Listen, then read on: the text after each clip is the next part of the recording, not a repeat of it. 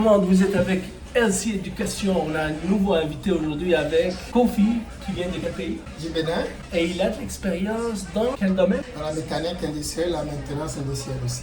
La première question, c'est que pendant combien de temps tu as fait ce métier? Moi, je veux dire, j'ai fait 16 ans dans ce métier parce que j'ai commencé déjà avec, après mes études, CAP en mécanique générale. C'est un certificat d'aptitude professionnelle dans la mécanique générale. Ouais. Après, j'ai été fait aussi un CAP en soudure, Ok. qui est aussi un certificat d'aptitude professionnelle en soudure. C'est la théorie et la pratique que je fais. Ouais. Donc après ça, j'ai continué un peu, j'ai fait un bac F1, qui est un bac de conception mécanique, un diplôme de technicien industriel en fabrication mécanique qu'on appelle le DTI. Au Bénin même? C'était au Bénin, Bénin, tout ça était Bénin. Donc après le DTI, j'ai fait mes stages professionnels et j'ai commencé par travailler avec Lafarge Holcim, c'est un groupe international de cimentiers. Ils font du ciment poudre en kit zéro pour faire le ciment. Le calcaire, l'argile, après on ajoute le gypse pour faire le ciment. Donc, j'ai travaillé 12 ans avec cette société.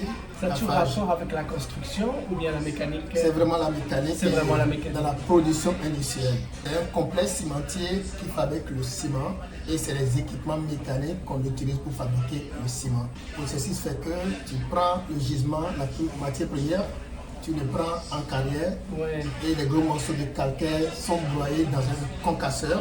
Oui. Après, la matière qui est broyée est transportée par des transporteurs à bande qu'on appelle les convoyeurs à bande, pour envoyer dans un broyeur qui va les broyer maintenant pour faire une poudre pour cuire, pour donner le ciment. On mélange le calcaire, l'argile, on les broie ensemble pour donner une poudre. Et c'est la poudre là maintenant qui est envoyée dans un grand four. Puis tu peux aller jusqu'à 1100 degrés pour cuire cette farine de calcaire et de l'argile. Tu as répondu comme à C'est 5-6 questions que je voulais te oui, demander. c'est ça. Donc ça a rapport avec la mécanique, en même temps ça aide comme un outil pour aider les compagnies. Et c'est quoi le rapport avec la réparation des machines? Ok. Tu ne peux pas faire une production industrielle sans avoir de l'équipement mécanique. Les matériaux de combustion ou bien c'était pour réparation de Moi, machines? j'étais vraiment pour la réparation des machines de La réparation production. des machines. Parce que des usines sont séparées, il y a des mécaniciens, il y a des électriciens, ils sont tous dans la maintenance. Il y a des gars qui sont dans la production. Eux, ils font quoi? Ils sont sur leur ordinateur, ils savent quelle matière il faut mettre sur telle bande et telle affaire. Et lorsque lui fait son travail et qu'il y a une panne sur l'équipement, c'est nous qui réparons. Ah, donc toi tu répares les machines. Les machines, tous ces postes de l'usine, Oui. tous les processus pour comprendre comment ça fonctionne, ça veut dire que quelqu'un qui est à la production, qui a un problème sur un équipement, il dit j'ai tel problème, je peux comprendre. Parce que même le calcaire, il y a des granulométries qu'il faut respecter, les grosseurs de grains. Et lorsque lui il dit que sur ta bande là, je passe peut-être à 1 tonne de calcaire, mais au finish, je vois que j'ai juste 2 tonnes de calcaire. Ça va taper dans ma tête pour dire ben, pourquoi il passe 1 tonne de calcaire et il a 2 tonnes. Je vais comprendre qu'il y a des bascules. C'est des pesants qui sont sur des bandes. Et lorsque tu ne les règles pas bien, ils pèsent mal la matière. Ouais, Ça veut dire que moi j'ai fait l'entretien pour voir réglage des pesants, remplacement des bandes, remplacement des rouleaux, remplacement des marteaux de concasseur, je fais tout ça. Il y a une machine à réparer. C'est quoi le processus? Est-ce que vous détectez déjà c'est quoi le problème ou bien vous savez déjà c'est quoi le problème? Ça dépend toujours de quel est le problème. Il y a des problèmes qui sont récurrents de par notre expérience que nous avons connu ces problèmes souvent. Lorsque on me dit j'ai tel problème sur tel équipement, aussitôt je sais c'est quoi. Mais il y a des problèmes qu'on n'a pas connu régulièrement. Et lorsqu'on me dit telle bande s'est arrêtée ou bien telle machine s'est arrêtée, il n'y a rien qui s'est arrêté. Donc, je ne connais pas pourquoi ça s'arrête sans rien. Il ne signale rien sur l'ordinateur, sinon normalement il devait signaler soit la température, la vibration, parce qu'il y a des capteurs sur les équipements. Du coup, ce problème n'est pas connu.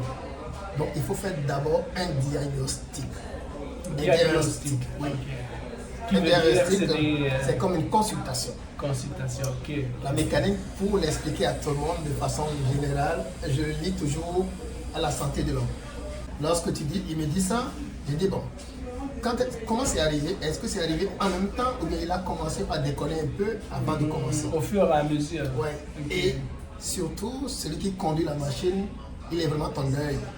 Parce que lui, c'est lui qui conduit la machine, toi tu n'étais pas là. C'est ce qu'il va te dire, qui va te guider dans ton diagnostic. Okay. C'est comme tu vas chez le médecin, il va te poser des questions. Mais lorsque tu réponds à ces questions par rapport à ce que tu sens, il peut savoir c'est tel mal, c'est telle maladie que tu as. C'est la même chose.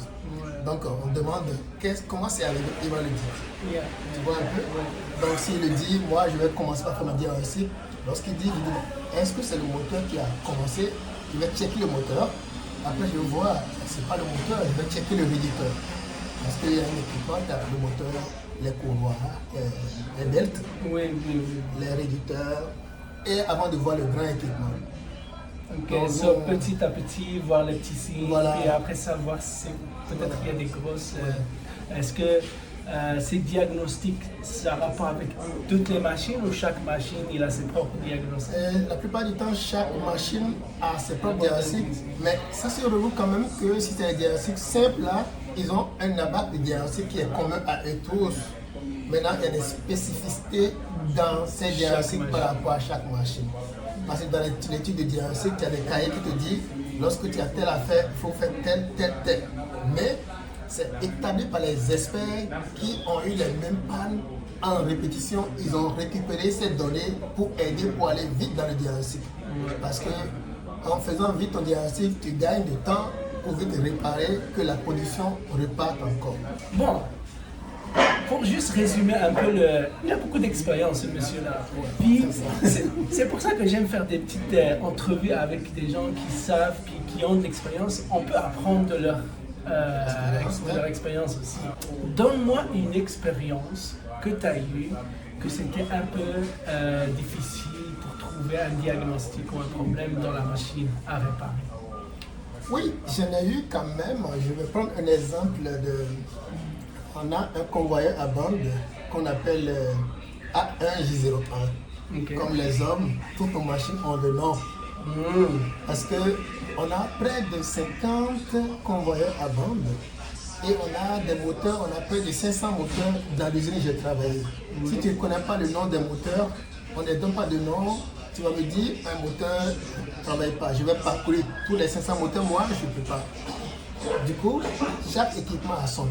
Son propre moteur. Oh oui, okay. On donne des noms. Si c'est dans la J, on peut dire A1J01, A1J02, A1J03, tout est codé. Du coup, moi j'avais eu un problème sur A1J03.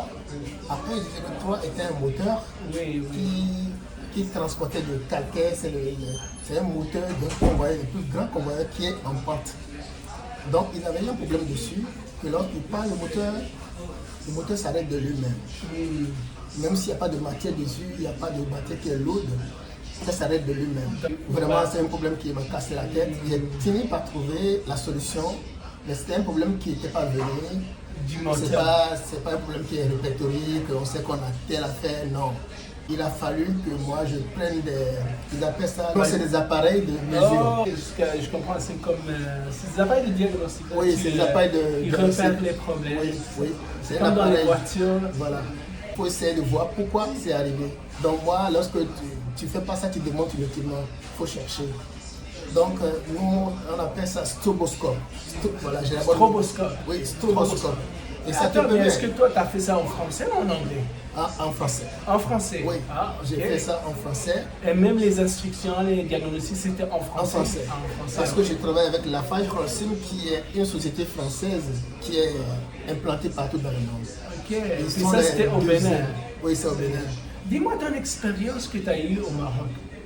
Au Maroc, il faut dire qu'à Marrakech, tu es allé parce que Lafarge est parti au Maroc. Oui, c'est ça. Lafarge est partout et que la façon de travailler. Lorsque dans ces usines, dans tout le monde, il y a eu un problème dans une usine et les techniciens ont trouvé une solution pour ce problème, Lafarge veut qu'on partage les mêmes solutions avec toutes les autres usines pour que lorsqu'ils ont le problème, qu'ils ne perdent pas le temps. Nous, on l'a connu, mais qu'est-ce qu'on a fait pour régler ce problème? Ils vous ont appelé pour... On donne partout l'information. Et ça fait que nous, au Bénin, vu que le fioul, on utilise le fioul pour chauffer le four, c'est les combustibles, c'est les tubes de pétrole, c'est le dérivé du pétrole, c'est devenu très cher. Donc nous, au Bénin, pour ne pas fermer notre usine, il faut qu'on trouve une solution pour réduire les coûts d'achat de ces produits. Parce que tu ne veux pas faire du ciment et vendre à perte. Donc il faut trouver des combustibles alternatifs pour pouvoir utiliser un peu seulement de ce fuel qu'on achète qui est moins cher que le fuel des chers. le fuel des chers. Donc il faut qu'on trouve d'autres combustibles pour compléter à ce fuel pour ne pas beaucoup dépenser. Pour faire peut-être 50% de fuel qui est trop cher par rapport au combustible. Nous, on a trouvé un moyen d'utiliser les coques de noix de palmiste. Les coques de noix. Vous l'avez trouvé au Bénin? Oui, Vous l'avez trouvé parce au Bénin. qu'au Bénin, les gens ils exploitent les palmiers à l'huile. Et les noix de palme, des fois ils jettent ou bien ils récupèrent les noix. Et les coques de ce noix-là, ils n'utilisent pas. Avec notre laboratoire, on a vu que ces coques donnent beaucoup de calories en chaleur. On a essayé de brûler un peu, mesurer les calories en laboratoire. On dit, oui, ça donne beaucoup de chaleur. Donc on va l'utiliser. Ça, on a commencé. C'est une bonne idée. On a réduit notre pourcentage de 100% de fuel. On l'avait réduit à 80%. Ce coq prenait 20% de ce que le fuel devait donner. Du coup, on a réduit le coût du fuel de 20%. Et on a continué encore. Donc on a commencé par utiliser le scierie de bois. Que les grandes scieries, on va chercher les scieries, les poudres de scierie de bois. Vous essayez de trouver une solution pour la combustion. Oui, réduire la consommation du fuel qui est... C'est quelle matière? On a utilisé quoi? Les coques de noix de palmiste, comme je disais. On a utilisé aussi les scieries de bois. On utilise les scieries de bois. Il y a différentes solutions là. Oui, on a cherché beaucoup là. Même les épines de maïs, nous on est arrivé à les brûler. Il y a d'autres usines qui utilisent les pneus qui brûlent, comme Résolu ici et d'autres usines. Mais nous, on a utilisé des affaires naturelles comme les épines de maïs, le bois qui est plus utilisé, et les coques de noix de palmiste. Et maintenant, lorsqu'on connaît qu'ils ont une capacité calorifique élevée, mais comment l'envoyer dans le four? Donc, on a installé une usine avec des tuyaux, avec des compresseurs pour l'envoyer directement dans le four comme on le fait pour le fuel et ça a marché terriblement. C'est ça que je suis allé au Maroc implanter avec les ingénieurs qui étaient là-bas pour qu'ils puissent utiliser la même chose que nous. Puis ça a marché. Ça a marché. Ils étaient venus visiter au Bénin, les Marocains étaient venus visiter et ils sont appréciés avec tous les documents. Et j'étais allé avec deux ingénieurs, j'étais le technicien supérieur en mécanique industrielle, j'étais parti avec deux ingénieurs. Et on a implanté cette machine avec eux, là, on a installé au Maroc, à Marrakech. En 2012. Est-ce qu'il y a un désavantage pour cette production? Est-ce qu'il y a un problème de pollution? Est-ce qu'il y a un problème... Parce que les usines, ils sont plus capitalistes, ils regardent plus la poche naturellement. Hein? Comme chaque compagnie. Mais tu m'as dit le caoutchouc. Tu m'as dit le caoutchouc. C'est ça, quand tu vois le caoutchouc, il y a beaucoup de pollution. C'est ça.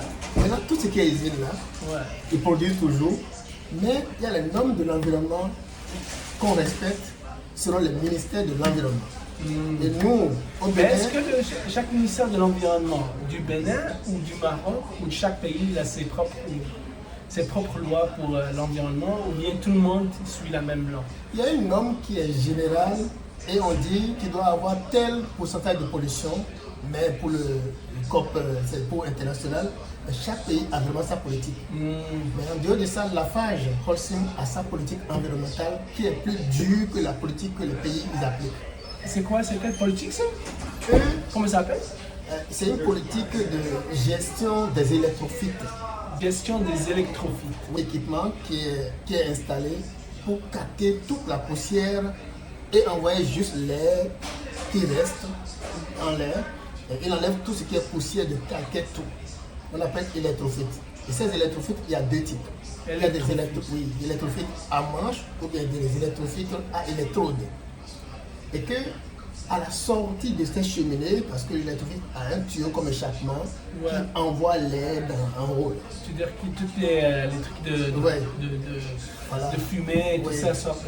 Et à la sortie des électrophytes de la phage, comme beaucoup d'usines, le ministère de l'Environnement impose à ce qu'on installe des analyseurs de gaz à la sortie de l'échappement. Des analyseurs de gaz. Analyseurs de gaz. Est-ce que les compagnies respectent ça? Ils respectent, par exemple, si je prends le cas que je connais bien, le Bénin, à chaque fin de mois, tu dois envoyer les relevés de valeurs que vous avez au ministère de l'Environnement.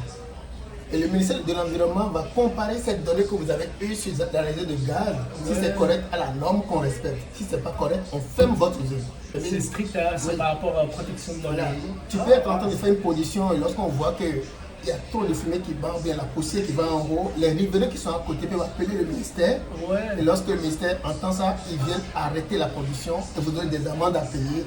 Donc nous, on était obligés de travailler fort pour qu'on voit juste de l'air qui sort de la cheminée trop et de non la pollution. poussière et puis tout. Là. Bon, en ce moment présent, qu'est-ce que tu veux faire avec cette préparation de machine?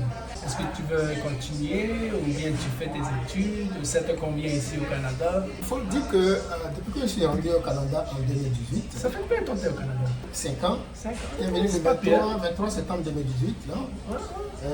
Lorsque j'étais venu au Canada, j'ai commencé par travailler avec une société qu'on appelle Eurovia Québec. Ok. Ils font de l'asphaltage, ils font le goudron partout là. Ils sont vraiment connus, ils ont beaucoup Ensuite, tu as déjà commencé à travailler ici. J'ai travaillé 4 ans avec les autres et c'est en décembre 2022 que je les ai quittés. Pour me retourner à l'école parce que j'ai un projet pour moi-même maintenant. Le projet est que je dois pouvoir installer ma propre compagnie et pouvoir intervenir dans les usines comme un prestataire dans l'inspection mécanique de tout équipement mécanique, la réparation de tout équipement mécanique, le suivi, c'est ce que je veux vraiment faire parce que j'aime la mécanique. Et c'est ça ce que tu fais en ce moment? En ce moment, je ne fais pas ça. En ce moment, je suis retourné à l'école, je suis en train de faire un diplôme d'études collégiales en génie mécanique. Et ça va m'aider pour avoir plus d'opportunités dans les offres d'emploi lorsque je vais m'accompagner. Parce que j'ai fait la maintenance, j'ai fait 4 ans à l'université pour licence professionnelle. Maintenant, en dehors de la maintenance, je fais actuellement la fabrication des pièces mécaniques. Des pièces que tu peux fabriquer. Donc avec les machines à commande numérique comme les machines TCN, c'est ça que je fais actuellement. Oui, il faut dire que le Canada, par exemple, ils sont plus dans la norme américaine. C'est quoi? C'est des machines la norme américaine, différentes. des machines un peu différentes. Et c'est le même principe de fonctionnement, mais chaque machine a son fonctionnement, il faut t'y habituer. Mais une fois que tu connais les autres machines, tu ne vas pas prendre du temps à comprendre ces machines. Moi, je les comprends facilement, mais il faut que je regarde un peu les documents pour comprendre. Et l'autre chose qui est un peu différente, le Canada, par exemple, ils utilisent plus les mesures impériales. Les pieds, Voilà, inch, les pouces, tu vois. ouais. Avec la France, moi j'ai fait tout avec les Mètre, Français. centimètre. Nous on est dans mètre, millimètre, centimètre. Et le mécanicien est plus habitué à utiliser le millimètre. Tu vois un peu. Donc, Maintenant, il faut ici, faire, comment tu fais pour faire les. Est-ce que tu fais juste les conversions? bon, j'ai appris à comprendre de ça. C'est facile, tu apprends et tu comprends. Parce qu'ici, on utilise le millimètre, on utilise aussi les pouces. Donc, il y a une conversion facile qui dit que lorsque tu as 1 pouce, c'est égal à 25,4 mm. De base, tu connais ça, tu peux tout faire. Et juste que si tu as 12 pouces, il fait 1 pied. Ça, j'ai appris ici et je comprends comment ça fonctionne aussi. Il faut faire toute une habitude de conversion. Oui. Parce que nous autres aussi, on prend la clé, on a la clé du 9, la clé 18, pour dire que c'est du 9 mm ma clé, c'est du 18 mm ma clé. Tu vois un peu, alors qu'ici, on va dire une clé de 1 quart de pouce, 1 quart de pouce ou bien une clé de demi-pouce. Et c'est simple. La logique est que tu sais que 1 pouce, ça fait 1000. C'est fini. Et lorsqu'on dit 1 quart de pouce, ça veut dire que 1000 divisé par 4.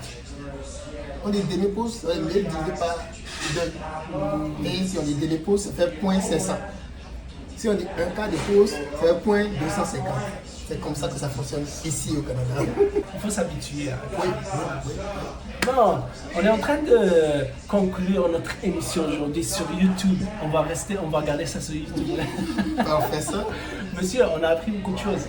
Bon, pour le futur, est-ce que tu vois que les machines vont changer ou est-ce que tu penses qu'il y a une menace pour la main-d'œuvre de l'être humain par rapport à tout ce qu'on entend sur les robots, les intelligences artificielles et tout ça? Qu'est-ce que tu en penses? Et ça fait partie des raisons pour lesquelles moi je me suis retourné à l'école.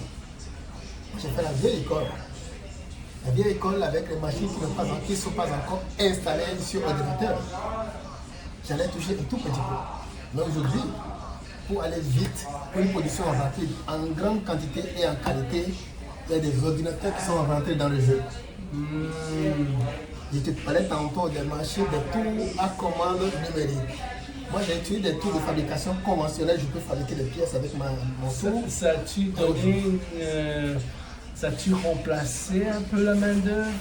Oui, ça donne plus de rapidité, plus de précision, moins d'erreurs et ça remplace la main-d'œuvre. Est-ce que ça affecte, c'est ça ce que ma question, est-ce que ça affecte la main-d'œuvre? Oui, ça l'affecte suffisamment. Sinon, on peut avoir beaucoup de chômage avec parce que lorsque tu devais prendre 5 employés pour faire un travail, tu peux prendre juste un seul employé et lui sera juste là. Ah oui, pour sur l'ordinateur, il met le dessin dans l'ordinateur, puis l'ordinateur fait le programme et il lance son programme, la pièce va sortir, il va le récupérer la pièce. Il met juste la matière dans la machine. De futures intelligence artificielle et robots, ça commence à être dans tous les domaines. Dans tous les domaines, le service à la clientèle, tout le monde parle de ça. Il ne faut pas juste l'écouter aussi, il faut chercher à comprendre.